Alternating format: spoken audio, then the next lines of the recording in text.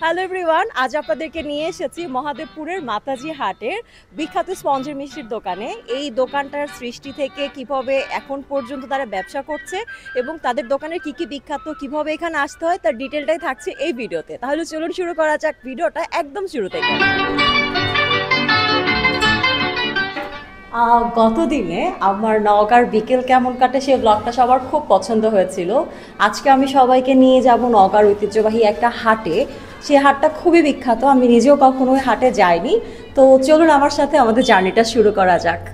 পুরো জার্নিটা আমরা লোকাল ট্রান্সপোর্টে করব, যেভাবে যেতে হয়। আর বাসা থেকে বের হয়ে আগে রিক্সায় উঠতে হবে, বালুডাঙ্গা বাস স্ট্যান্ডে যেয়ে তারপর আমরা ওই হাটটার উদ্দেশ্যে যাব। আমরা মূলত যাচ্ছি মাতাজির হাটে। আমরা বালুডাঙ্গা বাস স্ট্যান্ডে চলে আসছি, আর এখান থেকে আমাদেরকে যেতে হবে হলো সিএনজিতে সরাসরি মাতাজির হাটে যাওয়া যায়। তো এখন আমি সিএনজিতে উঠে যাব। আমরা মাতাজির হাটে যাব। ওইখানে কি মিষ্টি পাওয়া যায়? কি ওখানকার বিখ্যাত মিষ্টি কোনটা? কিসের মিষ্টি? পঞ্চের মিষ্টি। অনেকক্ষণ ধরে অপেক্ষা করছি আমরা মাতাজি হাটে যাওয়ার জন্য, কিন্তু মাতাজি হাটে যাওয়ার জন্য ডিরেক্টলি কোনো ট্রান্সপোর্ট পাচ্ছি না। সিএনজিতে বসে আছে, তো আছে লেটস সি কতক্ষণে পাওয়া যায়। যদি ডিরেক্টলি এটা মাতাজি হাটে না যায় সেক্ষেত্রে বদলগাছি পর্যন্ত গিয়ে বদলগাছি বাস স্ট্যান্ডে নেমে আর একটা সিএনজি বা অটো বা রিক্সা ভ্যানে করে আমাদের মাতাজি হাটে যেতে হবে। অবশেষে আমরা একটা সিএনজি পেয়েছি যেটা ডিরেক্টলি মাতাজি পর্যন্ত যাবে, কিন্তু মাতাজি হাট পর্যন্ত যাবে না। ওখানে নেমে আমাদেরকে নতুন কোনো ট্রান্সপোর্ট তুলতে হবে। সো আমরা স্টার্ট করতে পারলাম। দুরন্ত ঘূর্ণির এই লেগেছে পাক, এই দুনিয়া ঘুরে বন বন বন বন, ছন্দে ছন্দে কত রং বদলায় রং বদলায়। দুরন্ত ঘূর্ণির এই লেগেছে পাক, এই দুনিয়া ঘুরে বন বন। এটা এই জায়গাটার নাম হচ্ছে মাতাজি হাট। সিএনজি থেকে নামবো এখন আবার এখান থেকে অটোতে করে যাইতে হবে, অনেক ধুলা। ও মাই গড, রাস্তাটা খুবই খারাপ এবং রাস্তায় অনেক ধুলাবালি। এই কারণে আমি এমন করে নাক মুখ ঢেকে ফেলেছি ধুলার কারণে। তো মাতাজি হাট বাস স্ট্যান্ডে নেমে আমরা ভ্যানে উঠেছি। এই ভ্যানটা আমাদেরকে বাস স্ট্যান্ড থেকে ডিরেক্টলি ওই হাটে নিয়ে যাচ্ছে, যে হাটে আসলে বিখ্যাত মিষ্টিটা পাওয়া যায়। আর মিষ্টির জন্যই মূলত মাতাজি হাটটা এতটা ঐতিহ্যবাহী। আপনি একটু সরে যাবেন।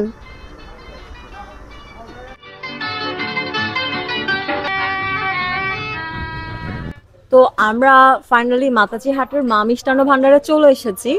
এখন আমি ভেতরটা অনেক বেশি গরম, তো এই কারণে ভেতরে না গিয়ে বাইরে অপেক্ষা করছি আর চা খাচ্ছি। ওদের এখানটায় 20 টাকায় গরুর দুধের চা পাওয়া যায়, সাথে আবার অনেক মালাইও থাকে। চাটা যা মজা, বেস্ট চা। ঢাকায় এরকম 40-50 টাকার কাপের চায়েও এত মজার এতখানি স্বর বা এতখানি দুধ দেয় না। এবং এটা যেহেতু খাঁটি গরুর দুধের চা, এটা এক কথায় ওয়াও।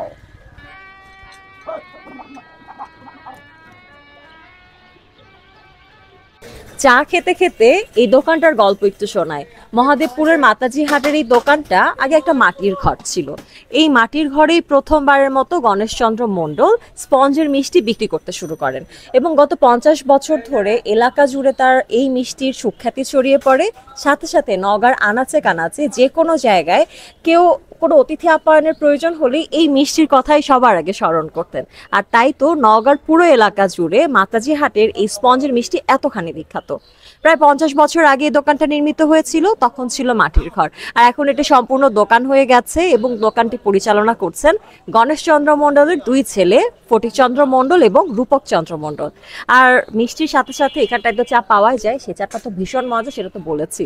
এই হলো সেই গণেশের বিখ্যাত স্পঞ্জের মিষ্টি, যার সুখ্যাতি পুরো নওগাঁ জোড়া এবং সেই সাথে এটি ছড়িয়ে গেছে সারা বাংলাদেশে। গণেশের মিষ্টির দোকানে শুধু মিষ্টিই পাওয়া যায় না, পাওয়া যায় বিভিন্ন রকম নাস্তাও, আর সেই সাথে দুপুরে খাবার ব্যবস্থাও আছে। যে এত এত মিষ্টি অর্ডার করে দিলাম, সেই সাথে একটু পানি খেয়ে নিলাম। মিষ্টি খেতে খুবই ভালো লাগছিল। এখন একের পর এক শুধু মিষ্টিই খেতে হবে। স্পঞ্জের মিষ্টির সাথে সরমালাইও নিয়েছিলাম, আর সেই সাথে স্পঞ্জের মিষ্টিটা ঠিক কতখানি স্পঞ্জ সেটাও কিন্তু একটু টেস্ট করে নিলাম। মিষ্টিগুলো এক কথায় সেরা। আশেপাশের গ্রামের মানুষজন এখানে দুপুরে খাওয়ার জন্য আসে, বাচ্চা থেকে বুড়ো সবার ভিড় এই হোটেলে। হোটেলের মেইন ডেস্কে বসে হোটেল তদারকি করছেন গণেশচন্দ্র মণ্ডলের ছেলে। চলুন কথা বলি তার সাথে। আপনি কি রূপকচন্দ্র নাকি আপনি ফটিকচন্দ্র?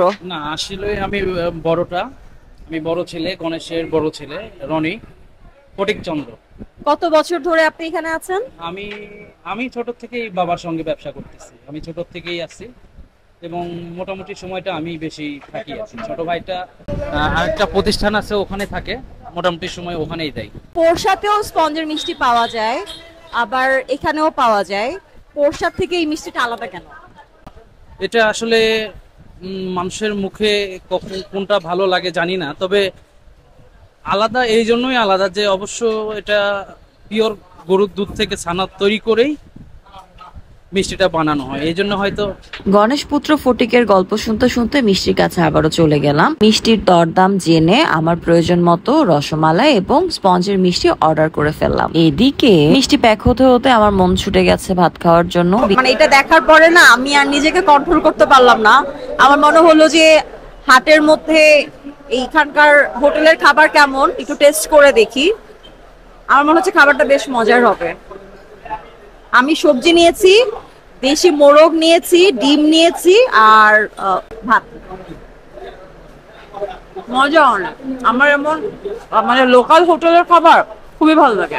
লোকাল হোটেলের খাবার তো ভালো লাগেই, সেই সাথে গ্রামের এই মোরগের ভুনা মিস করার কোনো মানেই হয় না। ভাত খেতে খেতে ডিপ টিউবওয়েলের পানি খেতেও যেন ওই দিন আরো বেশি মজা লাগছিল। মাটির চুলায় রান্না করা মশলাদার সবজিটাও ছিল লাজবাব। খাওয়া দাওয়া শেষ, আমার ঘুরে বেড়ানো শেষ, মিষ্টিও রেডি। তো এই ছিল আজ আমাদের মহাদেবপুরের মাতাজি হাটের মা মিষ্টান্ন ভান্ডারের আদ্যপান্ত। আমার খুব ভালো লেগেছে এবং এত ভালো লেগেছে যে আমি যতটুকু পরিমাণ ক্যারি করতে পারবো সেটুকু মিষ্টি আমি বেঁধে নিয়েছি আমার ফ্যামিলির জন্য, আমার ফ্রেন্ডসদের জন্য। আগামীতে আবারও কোনো একটা ভিডিওতে দেখা হবে যদি আমি সময় সুযোগ পাই। আমার আসলে ভিডিও বানাতে ভালোই লাগে, ব্যস্ত জীবনে হয়ে ওঠে না। তো টিল দেন, নতুন ভিডিও আসার আগ পর্যন্ত bye bye, see you to the next video.